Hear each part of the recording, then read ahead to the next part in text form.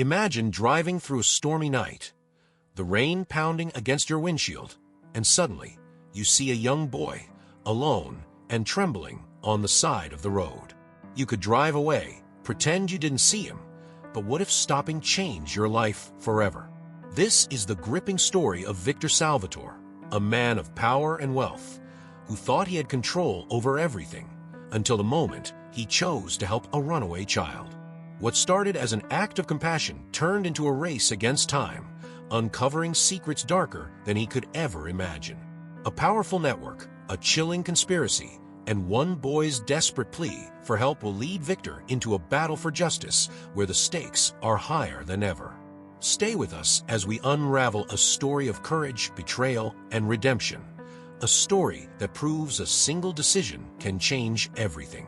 What would you do if you were in Victor's shoes? Let's find out. The rain hammered relentlessly against the windshield, a constant cascade of water that turned the road ahead into a slick, shadowy blur.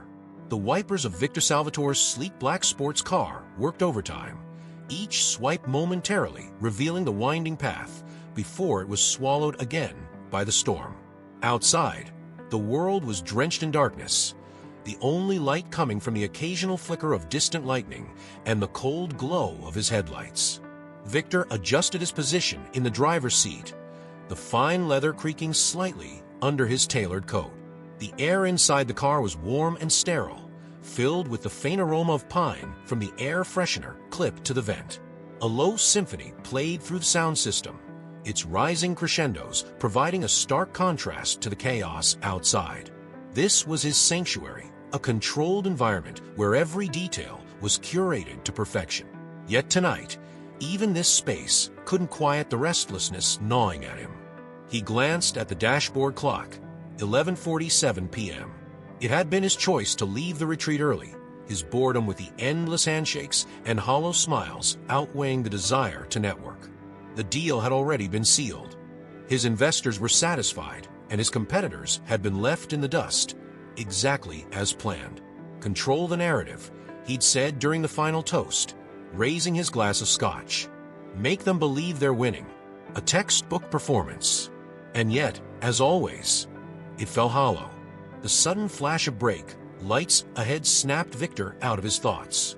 Squinting, he made out the vague shape of a vehicle pulling off onto the shoulder before vanishing behind a curtain of rain. It wasn't uncommon to see drivers give up on nights like this, overwhelmed by the storm, but something about the movement struck him as odd. He slowed his speed, his eyes scanning the road for any sign of what had happened. Then he saw it.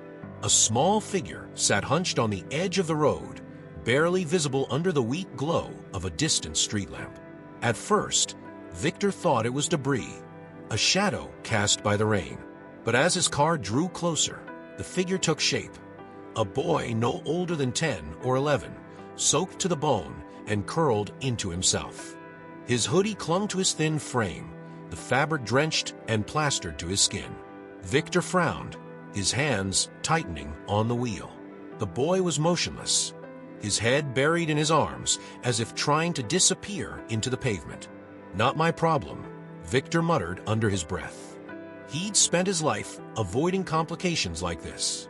The world was full of people with problems, and Victor Salvatore wasn't in the business of solving them. And yet, he didn't press the accelerator. The rain drummed louder as he brought the car to a stop several feet ahead of the boy, the hum of the engine breaking the silence. He stared through the passenger side window, his instincts warring with his logic. It would be easier to drive away, to leave the situation for someone else to handle. But the boy's small, fragile form against the vast emptiness of the road made something in Victor pause. Cursing under his breath, he grabbed his umbrella from the passenger seat and stepped out into the storm. The cold hit him immediately, the wind whipping at his coat as the rain soaked his hair. He opened the umbrella, shielding himself as he approached. "Hey," Victor called, his voice firm enough to carry over the rain, but not so loud as to startle the boy. "What are you doing out here?" The boy didn't respond. Victor crouched a few feet away, angling the umbrella to cover them both. "It's not safe out here. You need to move." At first, the boy didn't move. Then, slowly, he lifted his head. Victor froze. The boy's face was pale, his cheeks streaked with rain, or maybe tears. Wide, frightened eyes locked onto Victor's, filled with a kind of raw, unfiltered fear that cut through the storm's chaos. "They're coming for me," the boy whispered. Victor blinked, unsure if he'd heard correctly. He leaned closer, his expression hardening. "What do you mean? Who's coming for you?" The boy flinched, pressing himself harder against the wet pavement. "I can't go back," he said, his voice trembling. "I won't go back." Victor studied him for a long moment. Everything about this situation screamed trouble. The boy's clothes were tattered and too thin for the weather. His hands trembled, his body shivering violently from the cold. Whatever he was running from, it was clear he believed it was real. Against his better judgment, Victor extended a hand.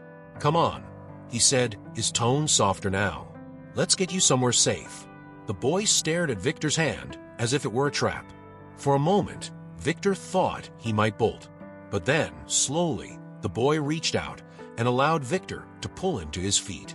His small frame was nearly weightless, and Victor frowned as he noticed the bruises on the boy's wrists, faint but visible under the street lamp's weak light. "You're going to freeze if you stay out here," Victor muttered, guiding the boy toward the car. "Let's get you warm first, then we'll figure out what's going on." The boy climbed into the passenger seat without a word, curling into himself as soon as the door closed. Victor followed, shaking the rain off his umbrella before tossing it into the back seat. The heater kicked in, filling the cabin with warm air, but the boy didn't seem to notice. "What's your name?" Victor asked, pulling back onto the road.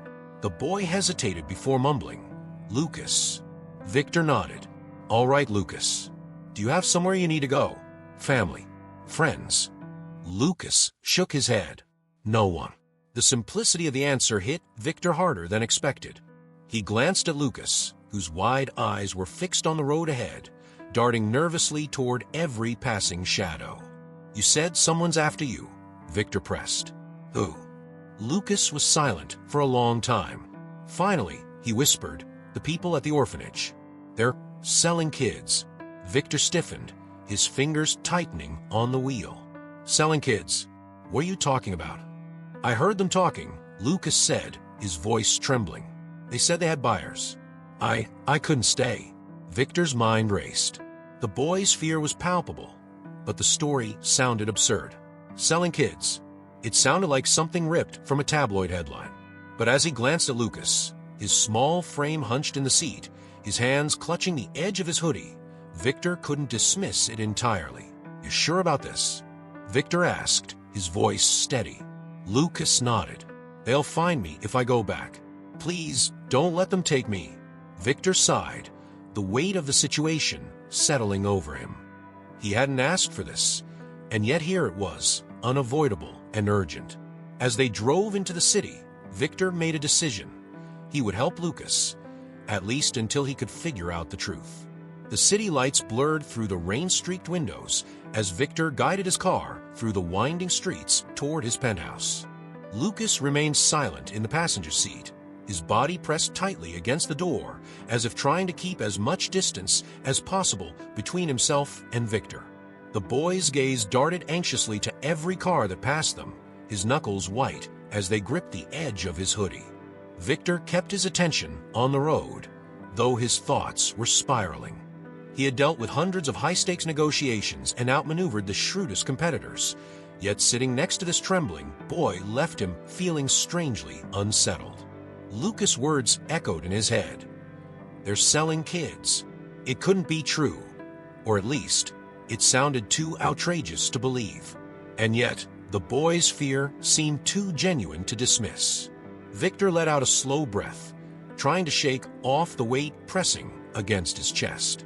"We're almost there," he said, breaking the silence.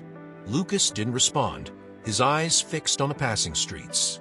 The car pulled into the underground garage of Victor's high-rise. The sleek, polished floors reflected the sharp overhead lighting, a stark contrast to the chaos of the storm outside. Victor parked in his reserved spot and turned to Lucas. "Come on," he said. "You can't stay in here all night." Lucas hesitated, but eventually nodded, unbuckling his seatbelt. He followed Victor to the private elevator, his footsteps hesitant and shuffling. Victor pressed the button for the penthouse, and the doors slid shut, enclosing them in a tense silence. "You're safe here," Victor said, his voice steady but not unkind. "No one can get to you in this building. Just relax." Lucas glanced up at him, his expression wary. "You don't believe me, do you?" Victor hesitated, caught off guard by the boy's directness. "It's not that," he said carefully. "I just need to understand more before I can do anything about it." The elevator dinged, and the doors opened to Victor's penthouse. The space was every bit as luxurious as one would expect from a man of his stature.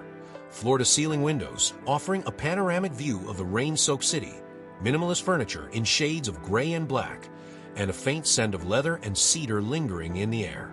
Lucas stepped in cautiously, his eyes scanning the room as if expecting someone to jump out at him. Victor set his keys on the glass coffee table and gestured toward the large sectional couch. "Sit," he said. "I'll get you a towel." Lucas obeyed, perching on the edge of the couch as if afraid to touch anything. His wet clothes left dark stains on the pristine fabric, but Victor didn't comment. Instead, he disappeared into a hallway and returned a moment later with a clean towel and a thick sweatshirt that looked comically large compared to Lucas' small frame. "Here," Victor said, handing them over. "Dry off. I'll figure out what we're going to do."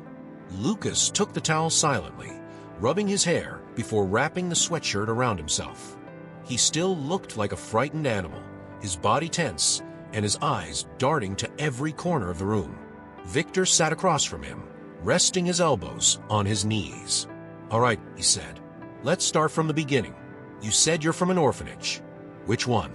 Lucas hesitated, his hands clutching the sweatshirt. "St. Michael's," he said finally. Victor frowned. The name rang a bell. He donated to them once at the request of a business associate. It was supposed to be a reputable institution, one that prided itself on providing opportunities for underprivileged children.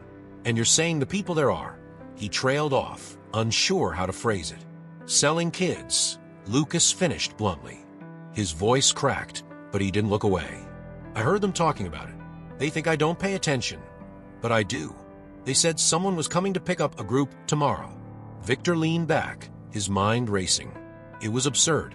If what Lucas said was true, it would be a scandal of unimaginable proportions, something that would shake the very foundations of the city. And yet, the boy's terror wasn't something Victor could ignore. Why would they do that? Victor asked, trying to piece it together. "Money," Lucas said simply. "They don't care about us. We're just things to them." The weight of those words settled over the room like a heavy fog. Victor studied Lucas, his sharp instincts telling him the boy wasn't lying. If anything, he was holding back, too scared to say everything he knew. Victor exhaled slowly. This wasn't his problem. He could call the police, hand Lucas over, and wash his hands of the situation. But something about the boy's haunted expression stopped him. Lucas had placed his trust in him, a man he barely knew, and the thought of betraying that trust left a bitter taste in Victor's mouth. "All right," Victor said finally. "You'll stay here tonight. In the morning, we'll figure out the next step." Lucas blinked, clearly surprised. "You're not going to call anyone?" "Not yet," Victor said. "I want to know more before I bring anyone else into this. You're safe here. That's all you need to worry about right now." Lucas nodded slowly, his shoulders relaxing for the first time since Victor had found him. "Thank you," he whispered. Victor stood, running a hand through his damp hair. He wasn't sure what he was getting himself into, but one thing was clear. This boy's story was about to complicate his life in ways he couldn't yet imagine. The morning light filtered weakly through the massive windows of Victor's penthouse, the overcast sky giving the city below a muted, grayish hue. Victor sat at the kitchen counter with a steaming mug of coffee in hand, staring out over the skyline. His thoughts were far from the usual corporate negotiations or boardroom strategies that normally occupied his mind. Instead, They circled back to the boy sleeping in the guest bedroom, Lucas. Victor had barely slept.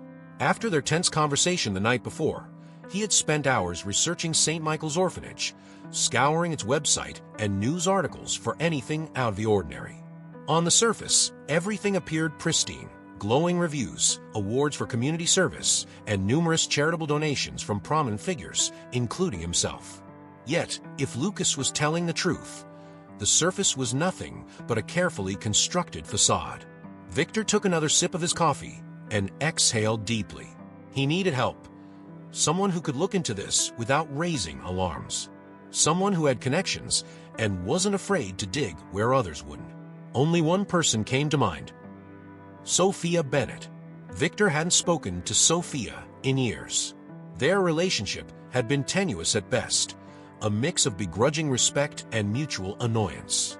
Sophia was relentless, an investigative journalist whose work had exposed several high-profile scandals. Victor had once backed one of her exposés, using his resources to fund her research into a pharmaceutical company's unethical practices. She'd gotten the story, he'd gotten a PR boost, and they had gone their separate ways. Now, as Victor scrolled through his phone, her name stared back at him. He tapped the screen and brought the phone to his ear. The line rang twice before a sharp, familiar voice answered. "Victor Salvatore," Sophia said, her tone laced with suspicion. "I thought you only called when you needed something." Victor smirked despite himself. "Good to know you still think so highly of me." Sophia sighed. "What do you want?" "It's not what I want," Victor said, his voice turning serious. "It's what I need your help with. It's delicate." "That doesn't sound like you," Sophia replied. "You don't do delicate." "Can we meet?" Victor asked, ignoring the jab.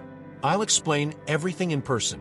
There was a pause on the line, and Victor could almost hear the gears turning in her head. Finally, she said, "Fine. Same coffee shop as before." "Too public," Victor said. "Come to my penthouse. I'll send a car." Sophia laughed dryly. "You're really leaning into the whole mysterious benefactor act, huh? Fine. I'll be there in an hour." Victor ended the call and set the phone down. He leaned back in his chair, already dreading the conversation ahead. Sophia wouldn't make this easy, but then again, that was precisely why he had called her. Exactly an hour later, Sophia arrived. She stepped into the penthouse with an air of casual confidence, her leather jacket dripping from the rain outside and her sharp green eyes scanning the room. Her auburn hair was tied back, and her worn satchel hung from one shoulder, bulging with what Victor assumed were her usual notebooks and recording devices. "Nice place," she said, her tone neutral but edged with sarcasm. "I see you're still living like a king." Victor gestured toward the couch. "Make yourself comfortable." Sophia dropped her bag onto the coffee table and sat down, crossing one leg over the other. "All right, spill." Victor hesitated, glancing toward the hallway where Lucas was still asleep. "Before I say anything, you need to promise me this stays between us." Sophia raised an eyebrow. "That bad?" "Worse," Victor said. He sat down across from her, his tone serious. "There's a boy. His name is Lucas. He says he escaped from an orphanage involved in child trafficking." Sophia's expression shifted, her usual skepticism giving way to surprise. "What?" "He claims the orphanage is selling kids," Victor continued. "And I think he's telling the truth." Sophia leaned back, her arms crossed. "You're basing this on what, exactly?"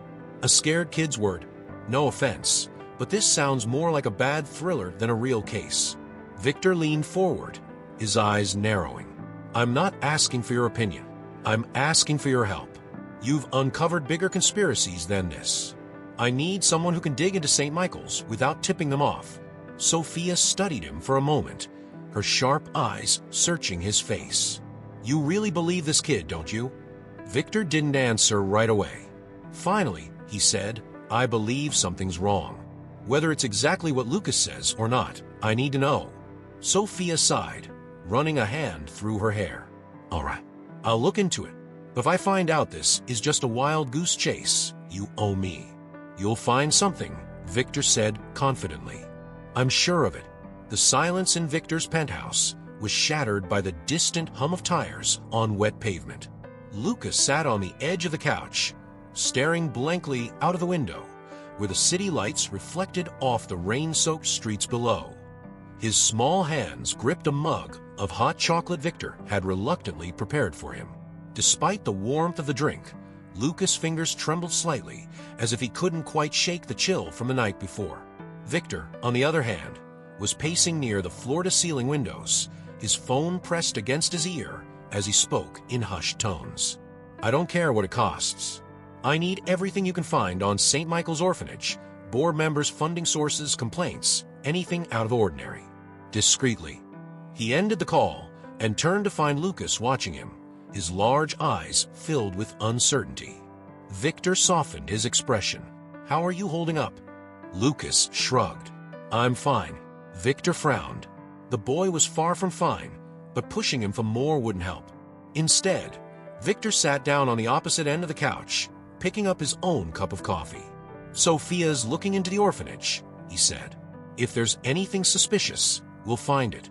Lucas nodded silently, his gaze dropping to the mug in his hands. Victor studied him for a moment, debating whether to press him further. He knew there was more to the boy's story, pieces he hadn't shared yet.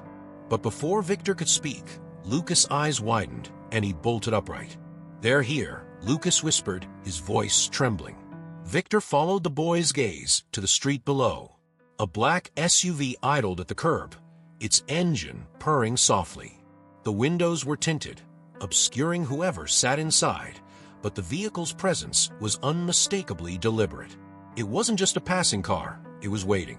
Victor's jaw tightened. He stood and grabbed the remote for the penthouse's security system, pressing a button to activate the exterior cameras. The monitor on the wall flickered to life, displaying a grainy feed of the SUV. Two figures could be seen in the front seats, their faces obscured by shadows. They weren't moving, just sitting there. Stay here, Victor ordered, his tone firm as he grabbed his phone. Lucas looked like he wanted to argue, but ultimately nodded, his body tense. Victor stepped into the kitchen, dialing Sophia's number. She picked up almost immediately. What now, Victor? There's a black SUV outside my building, he said, keeping his voice low. It's been sitting there for 10 minutes. They're watching us. Sophia's tone sharpened. Are you sure it's for you? Victor glanced back toward the living room, where Lucas was peeking cautiously out of the window. It's for the boy. A pause. Okay, Sophia said finally. Do you have building security? Of course, Victor replied. But if these people are connected to something as big as trafficking, I don't want to draw attention to him. Not yet. Sophia sighed. All right, I'll see if I can trace the plates. Just keep the kid inside and don't do anything stupid. Victor ended the call and returned to the living room. Lucas looked up at him, his eyes filled with unspoken questions. It's going to be fine, Victor said, though even he wasn't sure he believed it. They'll find me, Lucas muttered. They always do. Victor crouched in front of him, his expression serious. Not here, he said firmly. This is my world, Lucas. They don't get to walk in. The SUV stayed parked outside the building for over an hour, its presence a silent threat neither Victor nor Lucas could ignore. Victor kept the boy close, reassuring him with words he wasn't entirely certain of himself. His mind raced with possible next steps, each one riskier than the last. Finally, the SUV's engine roared, and the vehicle began to pull away. Victor exhaled, relief washing over him, until he realized it was heading toward the building's garage entrance. His relief evaporated instantly, replaced by cold determination. Victor grabbed Lucas' arm gently but firmly. Stay here. Lock the door behind me. No matter what, don't open it unless it's me. Lucas' eyes widened. Where are you going? To deal with this, Victor said, his tone leaving no room for argument. Victor stepped into the elevator and descended to the garage, his footsteps echoing in the sterile, empty space. The SUV had parked near the far wall, its lights off, but its engine still running. Victor approached cautiously, his hands in his coat pockets, where he gripped his phone tightly. The driver's door opened, and a man stepped out, a tall, broad figure dressed in a black jacket. He looked at Victor with a faint smirk, his posture casual yet threatening. "Mr. Salvatore," the man said, his voice smooth. "I didn't expect you to get involved." Victor raised an eyebrow, his heart pounding, but his face calm. "Who are you? And what do you want?" The man chuckled. "I think you already know. You've got something of ours." Victor's jaw tightened. "If you mean the boy, he's not going anywhere." The man's smirk widened. "Oh, I think he is. One way or another." Victor's grip on his phone tightened. "I don't know who you think you're dealing with, but if you come after him, you'll regret it." The man's expression darkened, and he took a step forward. "Be careful, Salvatore. You don't know what you're getting yourself into." Victor didn't flinch. "Maybe not," he said evenly, "but I'm willing to find out."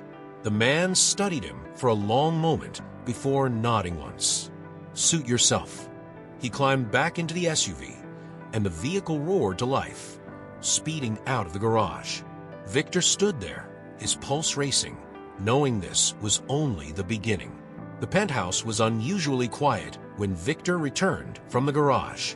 Lucas sat on the couch, clutching the armrest as though it was his lifeline. His wide eyes locked onto Victor the moment he stepped inside, scanning him for signs of danger. "Are they gone?" Lucas asked, his voice barely above a whisper. Victor nodded and locked the door behind him. "For now." Lucas let out a shaky breath, but his shoulders remained stiff. Victor crossed the room and poured himself a glass of water, his mind racing. He couldn't shake the man's parting words. "You don't know what you're getting yourself into." The weight of what he had just confronted pressed down on him like an iron chain. Whoever these people were, they didn't seem like the type to back off easily. He set his glass down and turned to Lucas. "Listen, I need you to tell me everything you know. Names, places, anything. If we're going to stop them, I need details." Lucas hesitated, his fingers curling into the fabric of the sweatshirt Victor had given him. I don't know much. I just heard them talking. They never used real names." Victor sighed, pinching the bridge of his nose. This wasn't enough. He needed leverage, something to fight back with. He grabbed his phone and dialed Sophia again. It didn't even ring twice before she picked up. "Did you get the plates?" Victor asked, cutting straight to the point. "Yeah," Sophia replied, her tone brisk. "The SUV's registered to a shell company. Classic cover-up move. I traced it back to someone named Richard Lang. Sound familiar?" Victor's stomach tightened. He knew Lang. Everyone in his circles did. Lang was a prominent philanthropist, frequently seen at charity galas and social events, often praised for his contributions to education and child welfare. Victor had even worked alongside him once on a high-profile fundraiser. "Lang," Victor repeated, his voice laced with disbelief. "You're telling me one of the city's most celebrated humanitarians is involved in trafficking?" "Looks that way," Sophia said. "I'm digging deeper, but if this guy's as connected as he seems, we're talking about a network, not just one shady orphanage." "Be careful, Victor. People like Lang don't go down without a fight." Victor ended the call and turned back to Lucas, who was watching him with a mix of curiosity and fear. "We've got a name," Victor said. "Richard Lang. Do you recognize it?" Lucas shook his head. "I don't think so. But I heard them talk about the boss. Maybe that's him." Victor paced the length of the living room, his mind racing. If Lang was behind this, it explained the SUV and the calm confidence of the man in the garage. It also meant Victor had just made himself a target. Lang wasn't just wealthy. He was powerful, with connections that stretched far beyond Victor's grasp. This was a battle he wasn't sure he could win. The next day, Sophia arrived at the penthouse, her expression a mix of curiosity and irritation.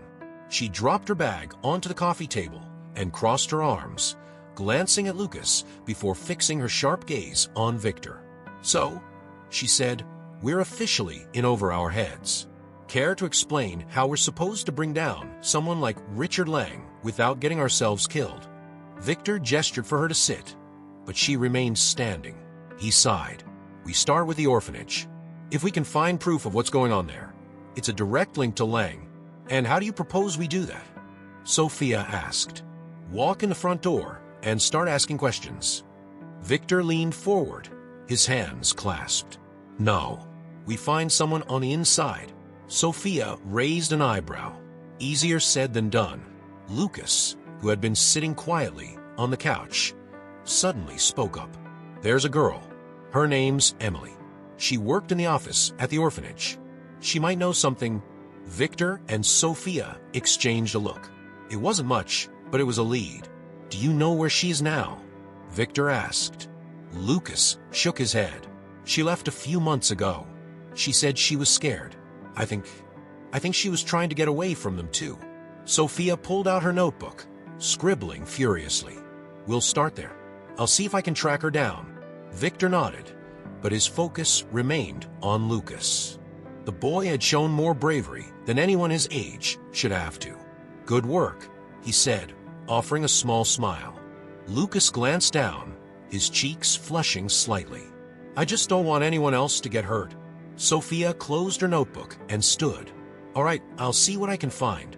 But Victor, she hesitated, her tones softening. Be careful. Lang isn't just rich, he's untouchable.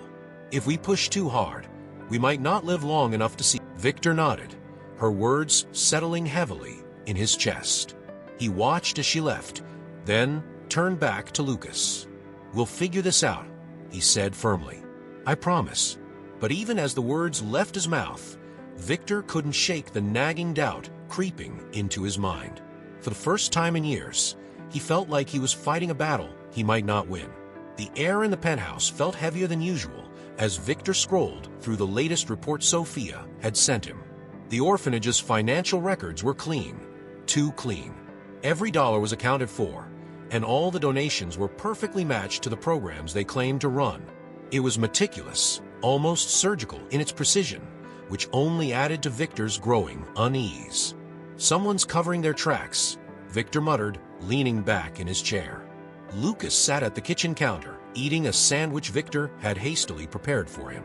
The boy had been quiet all morning, his nervous energy replaced by a strange calmness that Victor found unnerving. It was as though Lucas had resigned himself to the storm they were caught in. What's wrong? Lucas asked, his voice pulling Victor from his thoughts. Victor glanced at the boy and sighed. Everything looks perfect. Too perfect. If there's corruption here, they're hiding it well. Lucas nodded slowly, his expression thoughtful. They always hid stuff. Like when the big donors came to visit, they'd clean everything up and make us wear new clothes. But it wasn't real. Victor's gaze sharpened. Big donors. Like Lang. Lucas shrugged. I don't know. They never let us talk to them. But there were always these cars, fancy ones. And they'd show us off, like we were some kind of project they were proud of. Victor felt a pang of anger at the boy's words. These people were exploiting children, and they had the audacity to present themselves as saviors. The very thought made his blood boil. Before Victor could respond, his phone buzzed on the table. He picked it up, and Sophia's name flashed on the screen. He answered immediately. Tell me you have something, Victor said, pacing the room. I do, Sophia replied, her voice tense. I found Emily. Victor stopped in his tracks. Where is she? She's in hiding, Sophia said. And for good reason. She's terrified, Victor. She claims she left the orphanage after overhearing a conversation between Lang and the director. Apparently, they're funneling kids through a network disguised as charity placements. Victor's grip on the phone tightened. Did she say anything about proof? She has documents, Sophia said. Copies of transfer papers. But here's the problem. Lang's people are looking for her. If we're going to get those papers, we'll need to move fast. Victor's mind raced. This was the break they needed, but it came with enormous risk. Lang wasn't the type to leave loose ends, and if Emily was already on his radar, getting to her could be dangerous. Where is she? Victor asked. Sophia hesitated. I promised I wouldn't tell anyone, but if you're serious about protecting her, I'll take you to her. Victor glanced at Lucas, who who was watching him intently. "We're serious," he said. "Set it up." That evening, Victor and Lucas found themselves in a quiet, nondescript diner on the outskirts of the city. The dim lighting and worn leather booths gave the place a sense of anonymity that felt oddly comforting. Sophia was already there, seated at a corner table with her back to the wall. She glanced up as they approached, her expression guarded. "Where's Emily?" Victor asked as he slid into the booth across from her. Sophia nodded toward the back of the diner. "She's in the storage room. I told her she'd be safe here." Victor gestured for Lucas to stay with Sophia as he stood. "I'll talk to her." Sophia grabbed his arm before he could leave. "Go easy on her, Victor. She's been through hell." Victor nodded and made his way to the storage room, where Emily was waiting. She was a young woman in her early 20s, with tired eyes and a wary expression. Her hands trembled slightly as she clutched a folder to her chest. "Emily," Victor said gently, closing the door behind him. "I'm here to help." She flinched at his voice, but didn't move away. "You don't know what you're getting into," she said, her voice barely audible. "These people, they'll kill anyone who gets in their way." "I'm not afraid of them," Victor replied, his tone steady. "But I need those documents. If we're going to stop this, we need evidence." Emily hesitated, her grip on the folder tightening. "If I give you this, they'll come after me." Victor stepped closer, his voice softening. "I'll make sure you're safe, but we can't stop them without your help." For a long moment, Emily said nothing. Then, slowly, she handed him the folder. Victor opened it and scanned contents. Transfer records, payment receipts, and a list of names, children who had disappeared under the guise of charity placements. His stomach turned at the sheer scope of it. "This is enough to take Lang down," Victor said, meeting her gaze. "You did the right thing." Emily didn't respond. She looked like she wanted to believe him, but fear kept her silent. As Victor left the storage room, folder in hand, he felt a rare sense of purpose. They finally had the leverage they needed. But as he approached the table where Sophia and Lucas were waiting, he noticed something that made his blood run cold. A black SUV parked across the street, its engine idling. "They found us," Victor said quietly. Sophia followed his gaze and cursed under her breath. "We need to move. Now." Victor nodded, clutching the folder tightly. This was only the beginning, and the price of action was about to become dangerously clear. The black SUV's headlights gleamed ominously through the diner's rain-splattered window. Victor's grip tightened around the folder in his hands as he glanced at Sophia, her expression mirroring the gravity of the situation. Lucas sat frozen in the booth, his wide eyes flicking between Victor and the threatening vehicle outside. "We need to move. Fast," Sophia said, already grabbing her satchel from the table. She looked at Lucas, her voice softening. "Stay close to us, okay?" Lucas nodded silently, sliding out of the booth and clutching Victor's arm like a lifeline. Victor scanned the diner, searching for an exit that wouldn't put them in plain view of the SUV. The diner's rear door, a small, weather-worn wooden slab near the kitchen, offered their best chance. "Back door," Victor said, his voice firm but low. "Sophia, take Lucas out first. I'll follow with the folder." Sophia didn't argue, ushering Lucas toward the kitchen. Victor followed closely, his heart pounding in time with his hurried footsteps. He glanced over his shoulder as they passed through the door, catching a glimpse of a man stepping out of the SUV. The tall figure wore a dark jacket and moved with purpose, scanning the diner's entrance as if searching for someone. Victor's instincts screamed at him to run. The alley behind the diner smelled of wet asphalt and garbage, the dim light from a flickering street lamp casting eerie shadows across the narrow space. A black sedan waited at the far end, its engine already running. Sophia had arranged for an escape vehicle, and Victor couldn't have been more grateful for her foresight. "Hurry," Sophia called, helping Lucas into the back seat. Victor sprinted the rest of the way, shoving the folder under his coat as he slid into the car beside Lucas. The driver, a young man with sharp features and a no-nonsense demeanor, glanced at Sophia through the rearview mirror. Where to? He asked. Sophia hesitated, then said, The warehouse on the east side. It's abandoned, but it's off the grid. We'll regroup there. The car lurched forward, speeding away from the diner just as the man from the SUV rounded the corner. Victor caught a glimpse of his face. Sharp, angular features and cold, calculating eyes, before the alley faded into the distance. The warehouse loomed in the darkness, its rusted metal walls and shattered windows standing as a testament to years of neglect. It was the kind of place that felt forgotten by the world, and Victor could only hope it would be enough to keep them safe, at least for the night. The sedan pulled to stop outside the building, and the group hurried inside, the echo of their footsteps bouncing off the cavernous walls. The air was thick with the scent of mildew and dust, and faint beams of moonlight seeped through cracks in the ceiling. Lucas clung to Victor as they settled in a corner of the warehouse, surrounded by old crates and broken machinery. Sophia set her bag down and immediately pulled out her laptop, the glow from the screen illuminating her determined expression. I'll upload photos of the documents, she said, her fingers flying across the keyboard. If something happens to us, at least the evidence will be out there. Victor nodded, still clutching the folder tightly. Good. Do it. Lucas looked up at Victor, his voice trembling. They're not going to stop, are they? Victor crouched down to meet the boy's gaze. No, he admitted, but neither will we. The boy's eyes filled with tears, but he nodded, his jaw tightening. Victor placed a reassuring hand on his shoulder before standing and turning to Sophia. What's our next move? Sophia glanced at him, her expression grim. We need to find someone who can help us take this public. Someone with the resources to keep Lang's people at bay. Victor frowned. The media.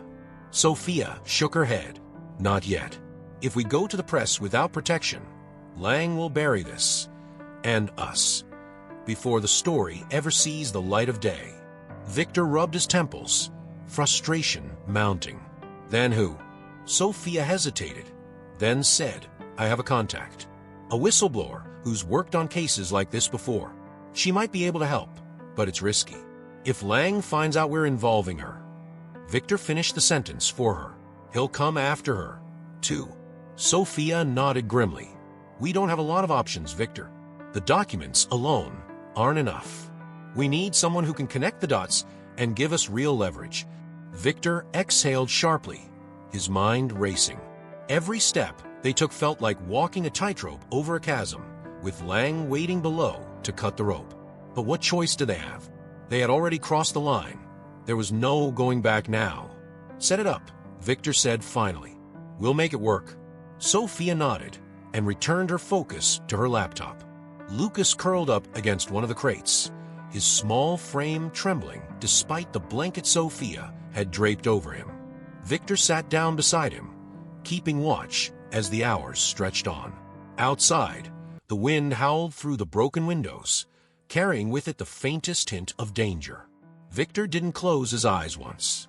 The first rays of morning light filtered through the cracks in the warehouse walls, casting long shadows across the cold concrete floor. Victor sat propped against a rusted metal crate, his eyes heavy with exhaustion. Lucas was still asleep, wrapped in a blanket and tucked against one of the walls, his breathing shallow but steady. Sophia, on the other hand, was wide awake, staring intently at her laptop screen as if willing it to reveal the answers they so desperately needed. Victor ran a hand through his disheveled hair and pushed himself to his feet. Anything? He asked, his voice hoarse from the long night. Sophia glanced up, her expression grim. I managed to upload the copies of the documents. They're secure for now, but we're not out of the woods yet. Victor nodded, his jaw tightening. Every step forward seemed to come with an equal and opposite pull backward, like Lang's shadow loomed over every decision they made. What about your contact? Did you reach her? Sophia hesitated before answering. Not yet. I left a message. She's cautious about who she responds to. Given the stakes, I don't blame her. Victor rubbed his temples, frustration simmering just beneath the surface. We can't afford delays. Every minute we wait, Lang's people are closing in, Sophia set her laptop aside and stood, crossing her arms. You think I don't know that? I'm doing everything I can, Victor. But this isn't a boardroom. You can't just throw money at this problem and expect it to go away. Her words stung, but Victor didn't let it show. Instead, he turned his attention to Lucas, who was beginning to stir. The boy blinked groggily and sat up, his eyes darting around the room as if to reassure himself they were still safe. "Morning, kid," Victor said, his tone softer than usual. "You hungry?" Lucas nodded hesitantly, and Victor handed him a granola bar from the supplies they had managed to gather. The boy unwrapped it slowly, taking small bites as if savoring each one. The calm was short-lived. A sharp, metallic clang echoed through the warehouse, followed by the unmistakable sound of footsteps. Victor and Sophia exchanged a glance, both instantly on high alert. "Stay here," Victor whispered to Lucas, his voice urgent but calm. He grabbed the tire iron he had found earlier and motioned for Sophia to follow him toward the source of the noise. They moved cautiously through the labyrinth of crates and machinery, the dim light casting eerie shadows that danced with every step. The footsteps grew louder, accompanied by the faint murmur of voices.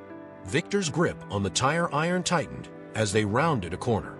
Two figures stood near the main entrance, their backs turned. Victor recognized one of them immediately. It was Greg, his longtime business associate and someone he had considered a trusted ally. The other man was unfamiliar, dressed in the same dark attire as the one who had confronted Victor in the garage. "Greg," Victor said, his voice laced with disbelief. Greg turned, his face a mixture of guilt and defiance. "Victor, I didn't want it to come to this." Victor stepped forward, his anger bubbling to the surface. "You're working with Lang." Greg sighed, his shoulders slumping. "It's not like that.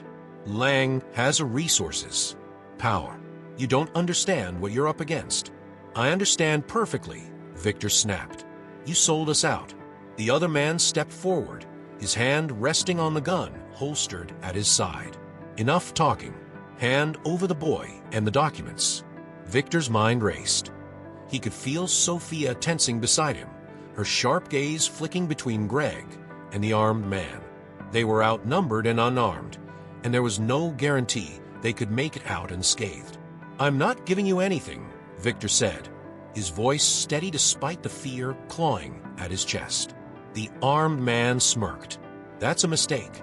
Before Victor could respond, Sophia lunged forward, grabbing a loose metal pipe from the ground and swinging it at the man's arm. The impact knocked the gun from his grip, sending it skittering across the floor. Chaos erupted as Victor tackled Greg, the two of them crashing into a stack of crates. "Lucas, run!" Victor shouted, his voice echoing through the warehouse.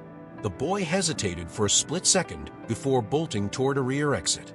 The armed man scrambled to retrieve his weapon, but Sophia kicked it farther out of reach, her movements quick and precise.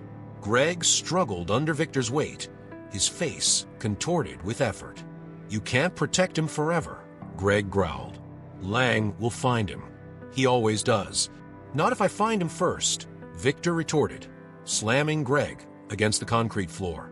The impact knocked the wind out of him, leaving him gasping for air. "Vic," Sophia called, her voice urgent.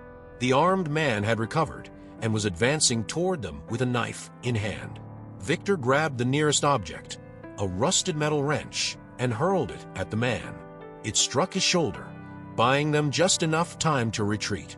"Go," Victor shouted to Sophia, and the two of them sprinted toward the rear exit. Outside, Lucas was waiting near the sedan, his small frame trembling with fear. Victor and Sophia piled into the car, slamming the doors shut as the driver hit the gas. The warehouse faded into the distance, but the tension in the air remained thick. Sophia glanced at Victor, her face pale but determined. "That was too close." Victor nodded, his jaw clenched. "We need to move fast. Lang's people won't stop until they've silenced all of us." The sedan sped through the rain-soaked streets, The silence inside the car broken only by the rhythmic thud of the windshield wipers. Victor sat in the back seat beside Lucas, who huddled close to the door, staring out at the blurry city lights. His small hands trembled slightly, though whether it was from fear or exhaustion, Victor couldn't tell. Sophia sat in the front passenger seat, her laptop balanced precariously on her lap. She typed furiously, her face illuminated by the screen's glow. "We can't keep running like this," she muttered, half to herself and half to Victor. "Lang's network is too big. If we don't find a way to hit him where it hurts, we're sitting ducks." Victor didn't respond immediately. His focus was on Lucas, whose pale face and wide eyes betrayed the terror he was trying so hard to hide. The boy had been through more in the past few days than most adults could handle, and yet he hadn't crumbled. Victor admired that, even if it broke something inside him to see a child forced to endure so much. "Are you okay?" Victor asked softly, leaning closer to Lucas. Lucas hesitated, then nodded, though the movement was hesitant. "I'm just tired." Victor placed a hand on the boy's shoulder, his tone uncharacteristically gentle. "I know. We'll find a safe place soon, I promise." Lucas turned to look at him, his expression filled with a mix of gratitude and disbelief. "Why are you helping me? You don't even know me." The question caught Victor off guard. He'd asked himself the same thing more than once, especially in the quiet moments when the weight of their situation pressed down on him. He could have walked away that night on the road. He could have left Lucas to fend for himself, just as he'd done with so many other problems that weren't his responsibility. "I don't know," Victor admitted, his voice low. "But I couldn't just leave you. Someone has to stand up for you, Lucas. And right now, that someone is me." Lucas stared at him for a long moment, his eyes glistening with unshed tears. Then, to Victor's surprise, the boy leaned against him, resting his head on Victor's shoulder. It was a small gesture, but it carried more trust than any words could have conveyed. Victor glanced at Sophia, who had paused her typing to watch the interaction. She gave him a faint smile, her sharp edges momentarily softened. "You're not as heartless as you pretend to be, Salvatore. Don't get used to it," Victor replied, though his voice lacked its usual bite. The sedan eventually pulled into a dimly lit parking garage beneath an old apartment building. It wasn't glamorous, but it was safe, at least for now. Sophia had arranged for them to use a vacant unit owned by one of her contacts, someone who owed her a favor. The apartment was small and sparsely furnished, with peeling wallpaper and a faint smell of mildew. Lucas wrinkled his nose as they stepped inside, but he didn't complain. Victor set their meager belongings on the rickety dining table and surveyed the space. "It's not much, but it'll do," Sophia said, dropping her bag onto the couch. "We can lay low here while I figure out our next move." Lucas wandered over to the window, peeking through the curtains at the street below. "They're not going to find us here, right?"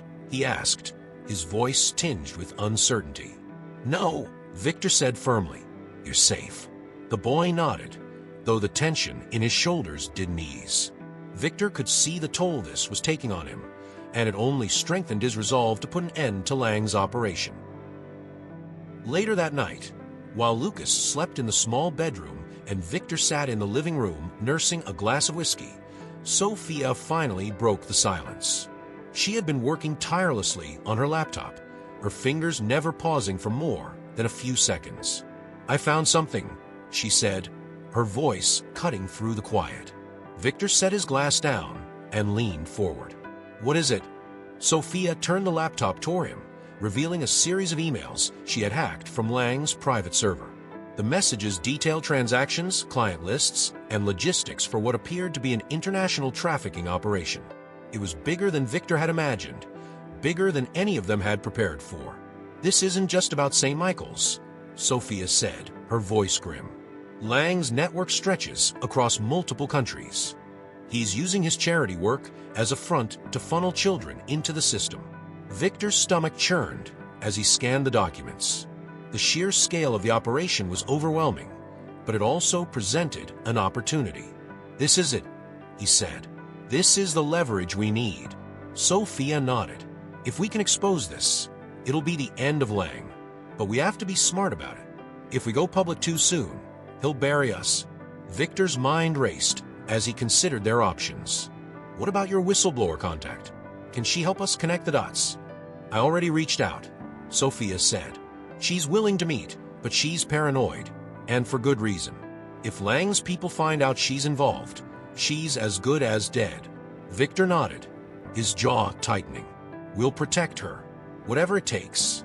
Sophia leaned back in her chair, exhaustion etched into her features. You know this isn't just about Lang, right? Taking him down won't stop the whole system. It'll be a start, Victor said. He glanced toward the bedroom, where Lucas was sleeping soundly for the first time in days. And it'll make sure he can't hurt anyone else. Sophia followed his gaze and sighed. All right, Salvatore, let's bring the bastard down. The sleek, high-rise hotel glittered against the night sky, its grand ballroom alive with the chatter of the city's elite. Chandeliers sparkled above the crowd, and the faint strains of a live orchestra provided an air of elegance.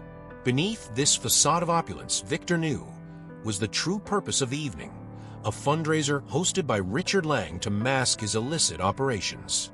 Victor adjusted the black bow tie of his tuxedo as he stepped out of the rented limousine. Beside him, Sophia, dressed in a sleek, emerald green evening gown, clutched a small clutch bag that concealed her hidden tools, recording devices, and a portable camera. They both exuded confidence, blending seamlessly into the glamorous crowd. Sophia smirked at Victor as they approached the entrance. You clean up nicely, Salvatore. Victor didn't return the humor. His eyes scanned the crowd, his sharp instincts on high alert. Focus. This is the only chance we'll get to gather the proof we need. They handed their invitations to the doorman and were ushered into the ballroom, where waiters weaved through the guests with trays of champagne flutes. The air was filled with the sound of clinking glasses and polite laughter, but beneath the surface, tension thrummed in Victor's veins. Lang's likely already here, Sophia murmured, her gaze sweeping the room. Stay close. We don't know who's working for him. Victor nodded, his attention drawn to a group near the center of the room. There he was, Richard Lang, dressed impeccably in a tailor black suit, holding court with several high-profile guests. His charm was effortless, his laugh loud and inviting. To anyone else, he looked like the picture of philanthropy. But to Victor, Lang's presence exuded power and danger. Let's move, Victor said under his breath, leading Sophia toward the outer edge of the room. They needed to act quickly but cautiously. Lang's men were likely stationed throughout the venue, watching for anything out of the ordinary. Sophia slipped a recording device into the folds of the curtains near the stage, ensuring it was positioned to capture conversations from Lang's table. She glanced at Victor, giving him a subtle nod. Step 1. Complete.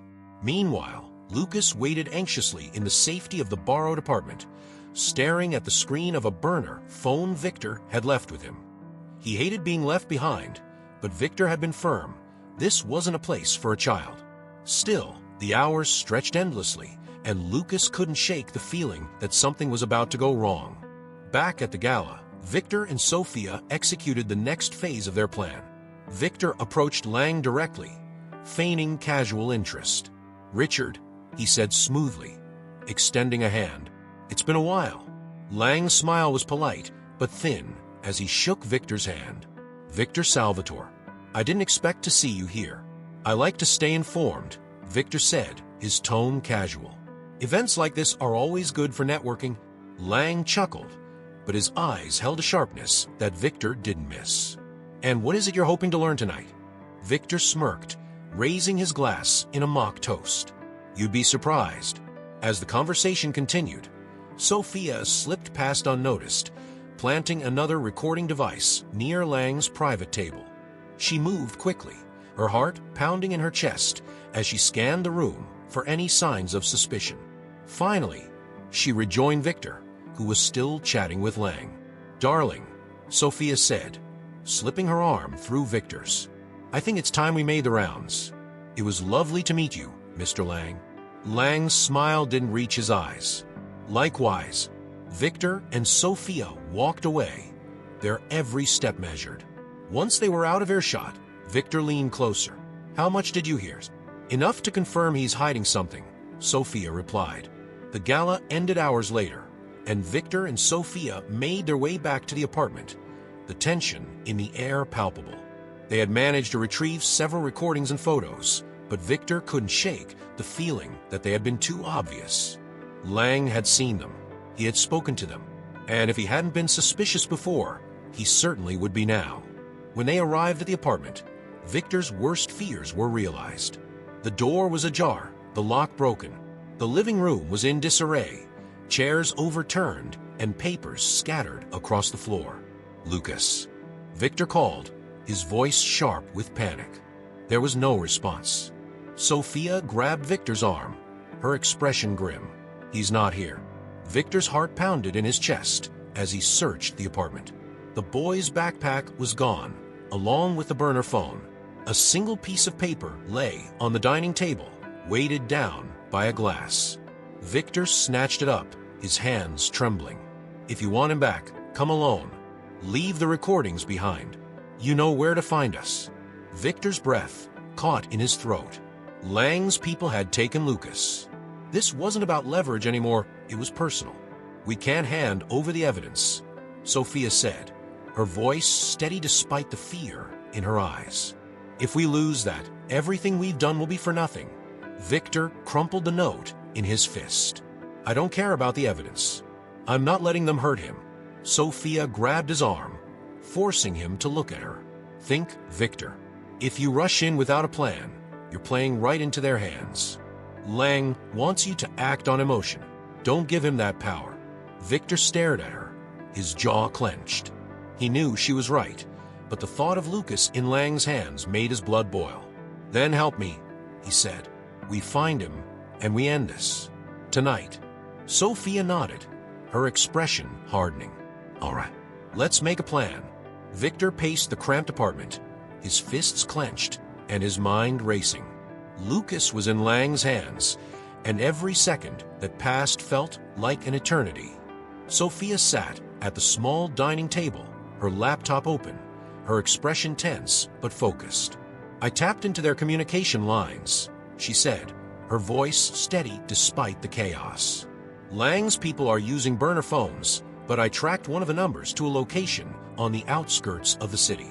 It's an industrial complex, abandoned warehouses, perfect for keeping someone hidden." Victor stopped pacing and turned to her. "That's where they have him."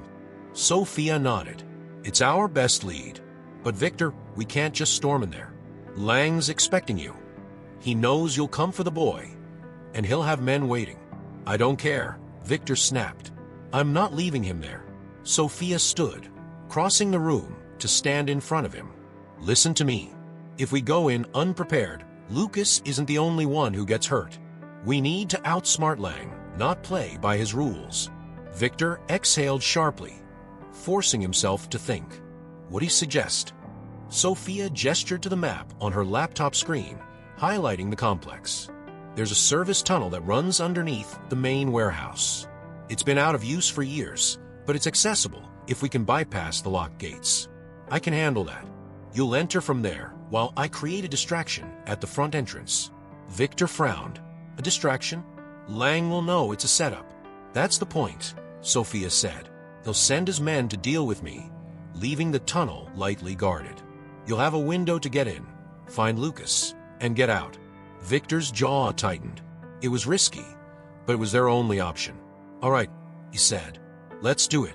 The industrial complex loomed ahead, its rusted metal walls illuminated by the pale glow of the moon.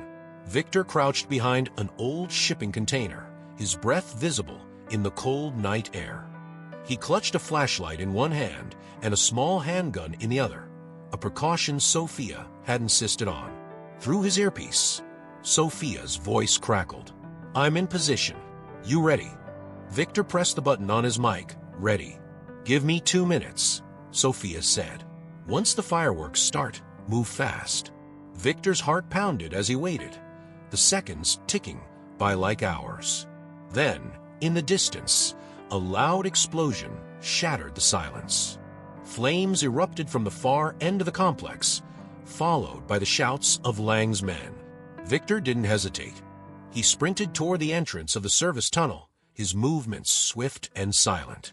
The tunnel was damp and dark, the air thick with the smell of rust and decay. Victor kept his flashlight low, his ears straining for any sound. He could hear faint voices above him, Lang's men barking orders, their footsteps echoing through the warehouse. Finally, he reached a metal ladder that led up into the main building. Victor climbed quickly, his adrenaline surging. As he pushed open the trapdoor, he found himself in a dimly lit storage room filled with crates and discarded machinery. He crept forward, his footsteps muffled by the concrete floor. A muffled cry caught his attention. Victor's chest tightened as he followed the sound, his grip on the handgun tightening. He rounded a corner and found Lucas, bound to a chair in the center of the room. The boy's face lit up with a mixture of relief and fear when he saw Victor. "Victor," Lucas whispered, his voice shaking. Victor rushed to him, his hands working quickly to untie the ropes. "I'm here," he said, his voice low but firm. "We're getting out of here." Before he could finish, the sound of a gun cocking froze him in place. Well, a familiar voice drawled. "You really are predictable, Salvatore." Victor turned slowly to see Lang standing in the doorway, a smug smile on his face. Two armed men flanked him, their weapons trained on Victor and Lucas. "I knew you'd come for the boy," Lang continued. "You couldn't resist playing the hero." Victor stepped in front of Lucas, his body tense. "Let him go, Lang. This is between you and me." Lang chuckled, shaking his head.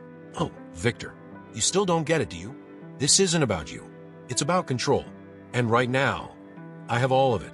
Victor's mind raced as he calculated his next move. He couldn't let Lang win, not now. Slowly, he raised his hands, feigning surrender. "You're right," he said. "You have the upper hand." Lang raised an eyebrow, clearly intrigued. "Smart man. So, what's the plan? Trade your life for his?" Victor smirked. "Not exactly." At that moment, a loud crash echoed through the warehouse as Sophia burst through the side door, her gun drawn. The distraction was enough for Victor to act. He lunged at the nearest guard, disarming him with a swift motion and turning the weapon on Lang's other man. The room erupted into chaos. Sophia fired a warning shot, forcing Lang to dive for cover. Victor grabbed Lucas, pulling him toward the exit as Lang's men scrambled to recover. "Go," Sophia shouted, covering their escape. Victor didn't look back. He carried Lucas through the maze of crates and machinery, his legs burning with the effort. The sound of gunfire and shouts faded as they reached the service tunnel. By the time they emerged outside, Victor's chest heaved with exhaustion, but relief flooded him as he looked down at Lucas, who clung tightly to him. "You're safe now," Victor said, his voice barely above a whisper. The night air was cold and sharp as Victor, Lucas, and Sophia drove away from the industrial complex. The tension in the car was suffocating, but Victor's grip on the steering wheel never faltered. Lucas sat in the back seat, silent, his small body curled into the corner. Sophia, seated in the passenger seat, reloaded her handgun with practiced efficiency. "That was too close," Sophia muttered, her voice strained. "Lang's going to come after us with everything he has now." Victor's jaw tightened, his knuckles white against the wheel. "Let him. This ends tonight." Sophia turned to him, disbelief flashing across her face. "You're not serious." "Victor, we barely made it out alive, and you want to go back?" "We have everything we need to take him down," Victor said, his voice low and controlled. "The evidence, the recordings, the transfer papers, it's all there. But if we wait, Lang will use his resources to bury us before we can expose him. We don't have time to play it safe." Sophia shook her head, her frustration evident. "And what's your plan? Just walk into his mansion and demand he surrender?" "He has an army, Victor." Victor glanced in the rearview mirror at Lucas, who was watching them with wide, fearful eyes. He softened his tone, though his resolve remained steel. Lang's hosting another gala tonight at his estate. It's our chance to get close enough to make this public. We're going to expose him in front of his allies. Sophia stared at him, her lips pressed into a thin line. Finally, she exhaled sharply. This is suicide. It's justice, Victor corrected. Sophia didn't argue further. She knew Victor wouldn't change his mind. Instead, she began reviewing their evidence on her laptop, ensuring everything was ready for their final move. The sprawling Lang estate was lit up like a beacon in the darkness, its grand architecture a testament to the wealth and power of its owner. Guests dressed in finery moved through the gardens, glasses of champagne in hand, oblivious to the storm brewing within. Victor parked the car a safe distance away, pulling a ski mask over his face. Lucas remained in the back seat, clutching the burner phone tightly. "You're staying here," Victor said firmly, kneeling to meet the boy's eyes. "No matter what happens, you don't leave this car. Do you understand?" Lucas nodded, though his expression was filled with worry. "Be careful." Victor placed a hand on Lucas' shoulder. "I will." Sophia joined him, dressed in black, her equipment concealed in a small bag slung over her shoulder. The two of them moved toward his estate under the cover of darkness, slipping past the outer guards with practiced precision. Sophia had hacked into the security system earlier, creating a temporary blind spot in the cameras. Inside the mansion, the atmosphere was electric.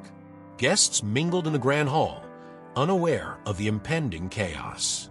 Victor and Sophia split up, each taking a different path through the crowd. Victor headed toward Lang, who stood near the center of the room, surrounded by a small group of high-profile figures. "Victor Salvatore," Lang said smoothly as Victor approached. "I didn't expect to see you twice in one day." Victor forced a smile, his heart pounding. "I wouldn't miss one of your famous galas." Lang chuckled, his sharp eyes scanning Victor's face. "You're bold to show up here, especially considering our unfinished business." Victor stepped closer, lowering his voice. "You're right. We do have unfinished business. I think your friends here would be very interested in hearing about it." Lang's expression darkened, but before he could respond, Sophia's voice crackled in Victor's earpiece. "We're live." Victor reached into his jacket and pulled out a small projector, placing it on the table in front of Lang. The device lit up, casting images of the documents Sophia had uploaded earlier onto the wall. The room fell silent as the guests turned to look, their expressions shifting from confusion to shock as they processed what they were seeing. "Lang's charity work is a lie," Victor said, his voice cutting through the silence. "He's been using it as a front to traffic children. The evidence is all here." Lang's composure cracked for the first time, his face contorting with fury. "This is absurd," he shouted. "You think anyone here will believe you?" "They already do," Sophia said, stepping into view with her laptop in hand. "This live stream is being broadcast to every major news outlet in the country. Your secrets are out, Lang."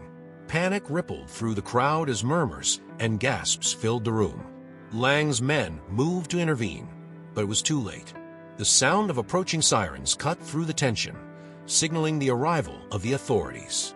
The aftermath was a blur of flashing lights, shouted orders, and handcuffs clicking shut.